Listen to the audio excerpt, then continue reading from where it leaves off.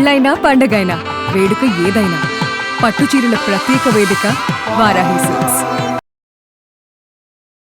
నమస్తే, welcome to Suman TV. నేను పద్మిని. ప్రస్తుతంతో పాటు ప్రముఖ ఆధ్యాత్మికవేత్త, ప్రముఖ న్యూమరాలజిస్ట్, లక్ష్మీ నరసింహస్వామి ఉపాసకురాలు శ్రీమతి స్రవంతి గారు మనతో పాటు ఉన్నారు. మాట్లాడదాం అక్క. నమస్తే అక్క. నమస్తే పద్మిని. అక్క, రేపు 9వ తారీఖు ఆషాఢ బహుళపక్ష ఏకాదశి వచ్చేస్తోంది. కామిక ఏకాదశి. ఏకాదశి వైశిష్ట్యం మీ ద్వారా తెలుసుకోవాలనుకుంటున్నాను. అలాగే ఖచ్చితంగా ఎప్పుడెప్పుడా అని ఏకాదశి వీడియో, మీ video especially they are waiting అంటారు కదా, అట్లా they are waiting. Thank you. Pleasure is ours. So ఎట్లా యూటిలైజ్ చేసుకోవాలి ఈ రోజుని? మరి ఈ కామిక ఏకాదశి విశిష్టత ఏమిటి? పేరులో ఉన్నట్టుగానే కోరికలు నెరవేరుస్తుందా? ఏం చెయ్యాలి? దీపాలు, అలాగే స్విచ్ వర్డ్ స్పెషల్గా చెప్తూ ఉంటారు, వేదిక్ స్విచ్ వర్డ్, ఇవన్నీ చెప్తారా? తప్పకుండా చెప్తాను పద్మిని. భగవంతుడు ఎంత కరుణా సముద్రుడు అంటే, అపార కరుణా సింధుం అని మనం చదువుకుంటాం కదా పరమాచార్య గారి గురించి. అవును.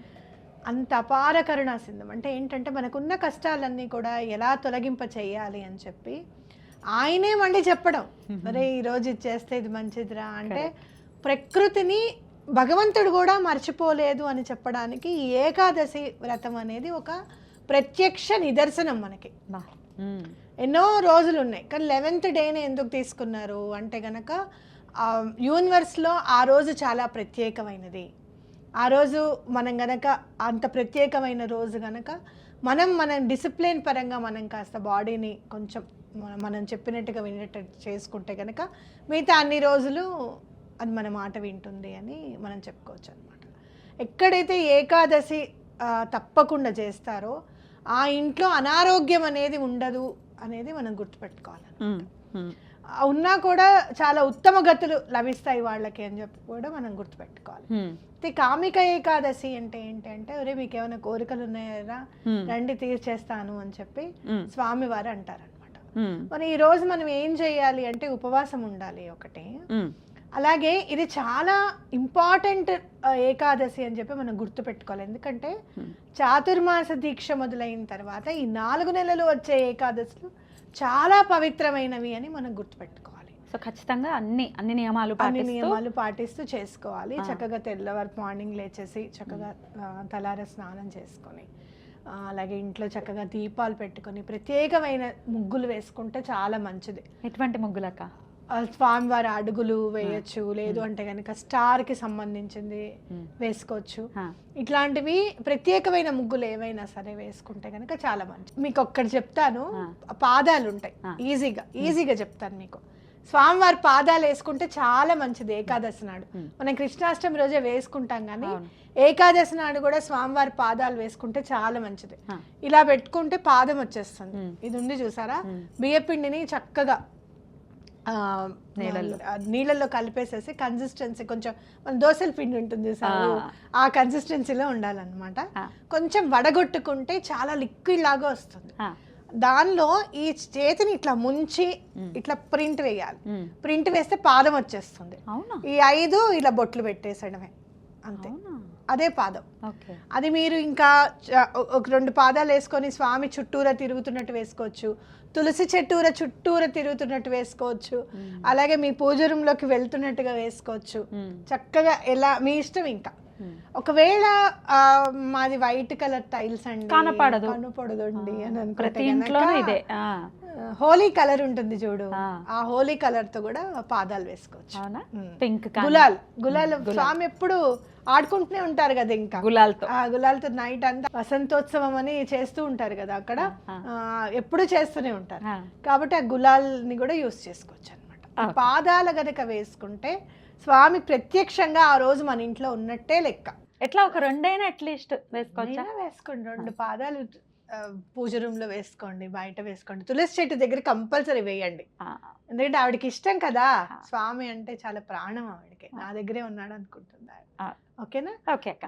అయితే తులసి దేవుడి గదిలో వేయాలి అంటే నాకు డౌట్ వచ్చింది. ఇప్పుడు గట్టు మీద ఉంటున్నాయి కదా అన్ని దేవుడి గదులు కూడా, పాదాలు ఎటు ఉండాలి అంటే ఆయన లోపలికి వెళ్తున్నట్టు ఉండాలా? మనం లోపలికి వెళ్తున్నట్టే ఉండాలి, అంతే. ఆయన బయటకు వస్తున్నట్టుగా ఉండకూడదు, పంపించినట్టే ఉండాలి. ఆయన మాకు, మనం ఆయనకి, ఆయన మనకి బంధి బంధుత్వం బంధుత్వం ఉంది, బంధీలం అయిపోయాం. అంతే. ఓకే చెప్పండి. అట్లా ప్రేమతో ఉంటే, ప్రేమ ఎక్కడ ఉంటే కృష్ణుడు అక్కడ ఉంటాడు అనేది మనం గుర్తుపెట్టుకోవాలి. మీ ఇష్టం. ఇంకా దీపాలు ఎలా పెడతారు, 11 దీపాలు పెట్టడము, స్వామి వారికి నివేదన ఏం పెట్టుకుంటారు, ఇవన్నీ మీ ఇష్టం అనమాట. ఇంకా పాలు వెన్న ఏమన్నా పెట్టుకోవచ్చు. కోరిక తప్పకుండా తీరుతుంది. కానీ కామిక ఏకాదశి నాడు ఏమీ కోరకుండా కేవలం తులసి దళం సమర్పించి, ప్రతి ఏకాదశి నిన్ను కోరేదేగా స్వామి, ఈసారి నువ్వేం ఇవ్వాలనుకుంటున్నావు అది ఇచ్చే అని చెప్పి దండం పెట్టుకుంటే ఎటువంటి పరిస్థితుల్లోనూ అన్ని సమస్యలు తీరిపోతాయి. Goose bumps. నీకేం కావాలి అని అడిగారు అనుకో, స్వామి మీ ఆశీర్వాదము అని అన్నా మొన్న నేను. ఒకళ్ళ దగ్గరికి వెళ్తే, గురువు గారి దగ్గరికి వెళ్తే, ఎవరా గురువు గారు చెప్పండి, ఏం మాకు చెప్పరండి. సమయం వచ్చినప్పుడు ఈ జగద్గురువు గురించి మాట్లాడుకుని అక్కడ గురువు గారి గురించి కూడా చెప్తాను. అలా మనము అంటే ఎప్పుడైనా సరే మనం భగవంతుడి దగ్గర కొంచెం లౌక్యం, కాస్త లౌక్యం యూజ్ చేసామనుకో ఆయన మనకి బందీ అయిపోతాడు. అదే కదా సావిత్రి అదేగా అడుగుతుంది, ఏం కావాలి అని అంటే నన్ను దీర్ఘ సుమంగళి భవ అని దీవించు అని అంటుంది. అంటే అలౌక్యం అనేది కూడా స్వామే స్ఫురణకి తీసుకురావాలి అనేది గుర్తుపెట్టుకోవాలి. ఇట్లా మనం ఒక 10 నిమిషాలు మనం మాట్లాడుకున్న వీడియో వాళ్ళు చూస్తున్నారు అని అంటే ఆ స్ఫురణకి తీసుకురావడానికి మాత్రమే ఈ వీడియో చూసాము అనేటట్టు వాళ్ళకు కూడా అనిపించాలి. అందుకే ఎలా దండం పెట్టుకోవాలో కూడా నేను చెప్తున్నా. కామిక ఏకాదశి నాడు సరే అన్ని కోరికలు తీరుస్తావు, ఈసారి నేను ఏమీ అడగను, ఈ 2 చేతుల దండం పెట్టి ఈ తులసి దళాన్ని నీకు సమర్పిస్తున్నాను, ఈ తులసి మాల నీకు సమర్పిస్తున్నాను, నువ్వేమి ఇవ్వాలనుకుంటే అది ఇవ్వు, మంచిగా చేస్తావుగా నాకు అని చెప్పి ఆయనకు దండం పెట్టుకొని అంత ప్రేమతో ఆయనను చూసుకుంటే కనుక ఎటువంటి పరిస్థితుల్లోనూ మీకు పని అవుతుంది అనేది గుర్తుపెట్టుకోవాలి. ఓకే, అలాగే దండం పెట్టుకుంటాము. అయితే ఉపవాస నియమాలు, అలాగే మరుసటి రోజు ఎప్పుడు పారణ చేయాలి అంటే ఎప్పుడు భోజనం చేయాలి, అలాగే స్విచ్ వర్డ్ ఇవి కూడా చెప్పండి అక్క. తప్పకుండా చెప్తాను. ఉపవాసము అని అంటే గనక అన్నం తినకూడదు, రైస్ అనేది ఏకాదశి నాడు పూర్తిగా త్యజించాలి. టిఫిన్లు తినండి. మరీ డయాబెటిక్ పేషెంట్స్ కానివ్వండి, హై బీపీలు లో బీపీలు ఉన్న వాళ్ళు మాత్రం కాస్త టిఫిన్ తిని ఉండండి, పాలు తాగి టిఫిన్ తిని ఉండండి. అలా లేదు మేము ఉండగలుగుతాము అని అనుకుంటే గనక పూర్తిగా తినకుండా కూడా ఉండొచ్చు. అలాగే నెక్స్ట్ డే పారణ సమయం ఎప్పుడు అని అంటే 8 గంటల లోపల, పొద్దున్నే 8 గంటల లోపల మీ పనులన్నీ అయిపోవాలి. మీరు తినడం అంతా కూడా భోజనం కూడా అయిపోవాలి. టకటక మార్నింగే 5 o'clock లేచేసి ఇల్లు అంతా తుడిచేసుకొని స్నానం చక్కగా తలారా స్నానం చేసేసి స్వామివారికి నివేదన తయారు చేసుకొని అదే స్వామివారికి సమర్పించి మీరు తింటే చాలా మంచిది. అద్భుతం అక్క. అయితే ఏకాదశులకి మరి ఖచ్చితంగా మీ స్విచ్ వర్డ్ చదువుకోవటం అనేది మాకు అలవాటే. ఏ స్విచ్ వర్డ్ చదువుకోమంటారు? చాలా చిన్న వర్డ్ చెప్తాను, చాలా రిలేటెడ్ టు అంటే కృష్ణుడు అనమాట, విష్ణుమూర్తికి సంబంధించింది.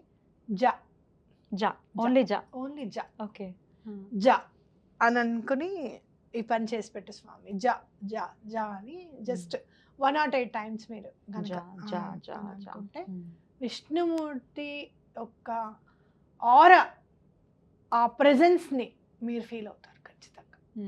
జా వర్డ్లో అంతుంది అనమాట. ఏముందండి ఒక్క అక్షరంలో అంటే కనుక ఆ ఒక్క అక్షరంలోనే బోలెడు ఉందన్నమాట. శ్రీలో లక్ష్మి ఉంది, జాలో విష్ణు. అద్భుతం, బ్యూటిఫుల్.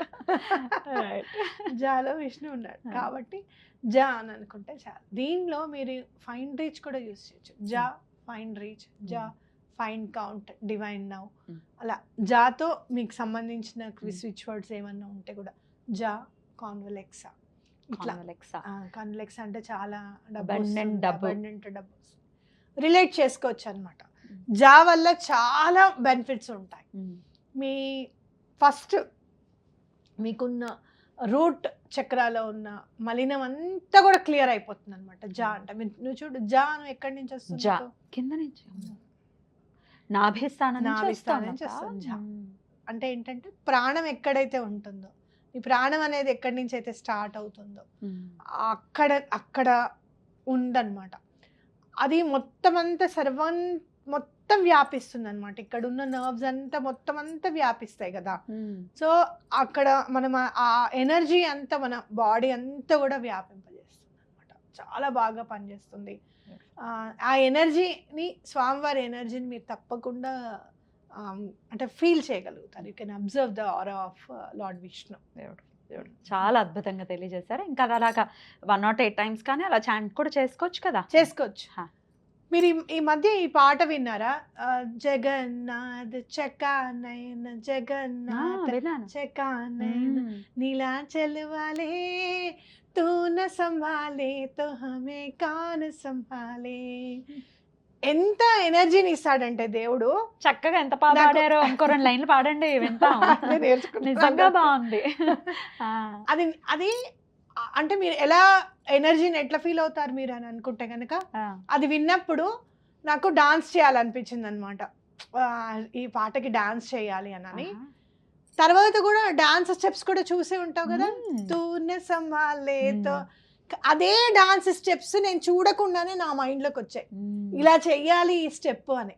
అంటే ముందు నుంచి ఇట్లా వెనకాలకి వెళ్ళి ఇలా వచ్చి ఇలా ఇలా అంటాడు చూడు, తూనే సంభాలేతో కౌన్ హామే సంభాలి అని.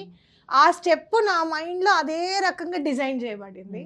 తర్వాత ఒక 2 days తర్వాత ఆ స్టెప్ చూసారు నేను ఆశ్చర్యపోయాను. అదే జగన్నాథ్ని ఆయనే డాన్స్ చేస్తున్నట్టుగాను, ఇంకా చిన్నపిల్లలు డాన్స్ చేస్తున్నట్టుగా క్రియేట్ చేశారు. కానీ సేమ్ స్టెప్. అంటే మనం ఒక మనస్సుతో ఆయనను కనుక పిలిస్తే కనుక నేనున్నాను నీ వెంట అని ఖచ్చితంగా చూపిస్తాడు. అలానే మీరు జ అన్న వర్డ్తో, అందుకే ఆయన జగన్నాథుడయ్యాడు. అద్భుతం. పూరిలో జగన్నాథుడు. జ అంటే ఏంటంటే జగన్నాథుడే నీతో ఉంటాడు అనేది ఖచ్చితం. ఇది జగన్నాథుడే చెప్పించాడు ఖచ్చితంగా. మా సుకృతం అది మేము వినటం అనేది ఖచ్చితంగా. ఇంకా కాబట్టి మీరు తప్పకుండా చేయండి, చాలా బాగా రిజల్ట్ వస్తుంది మీకు. సూపర్ అక్క, ఎంత బాగా చెప్పారో, మనసుకు హత్తుకునేలాగా.